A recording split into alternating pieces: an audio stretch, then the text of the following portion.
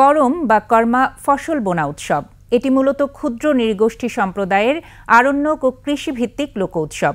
কৃষি জমি সবুজ ও সমৃদ্ধ ফসল নিশ্চিত করতে আয়োজন করা হয় এই উৎসবের। বাংলাদেশ ছাড়াও ভারত, নেপালে হয় করম উৎসব। প্রতিনিধিদের সহায়তায় মুশফিকা নাজনীনের রিপোর্ট।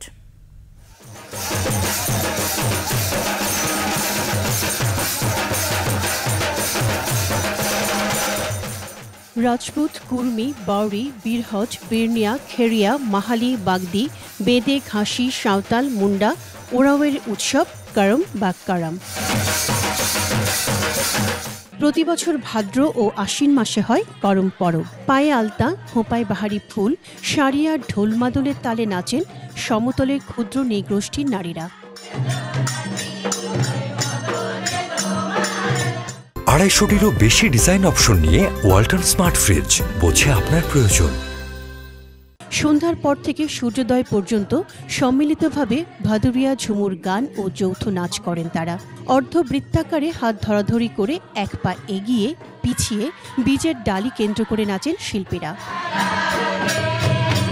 এই নাচের মাধ্যমে ফুটে ওঠে গৃহ আর কৃষিকাজ। দুঃখ বেদনা হারিয়ে নতুন ইয়েকে আমরা বরণ করার জন্য আমরা এই কারাম ডালকে, একটা বৃক্ষকে আমরা মানব সেবা আদিবাসী কাল থেকে করে আসতেছে।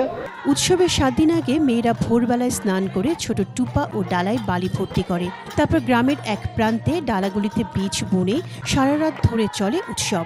পরে ডালা ভরা অঙ্কুরিত বীজগুলি তারা বাড়ির বিভিন্ন স্থানে ছড়িয়ে দেয় ভবিষ্যতের ভালো ফসলের আশায়। আমরা অনেক মজা করি, আত্মীয় স্বজন আসলে অনেক মজা আনন্দ হয়, নাচ গান হয়। উপজাতিদের ধর্মীয় একটি অনুষ্ঠান, এই অনুষ্ঠান দেখার জন্য আসছে।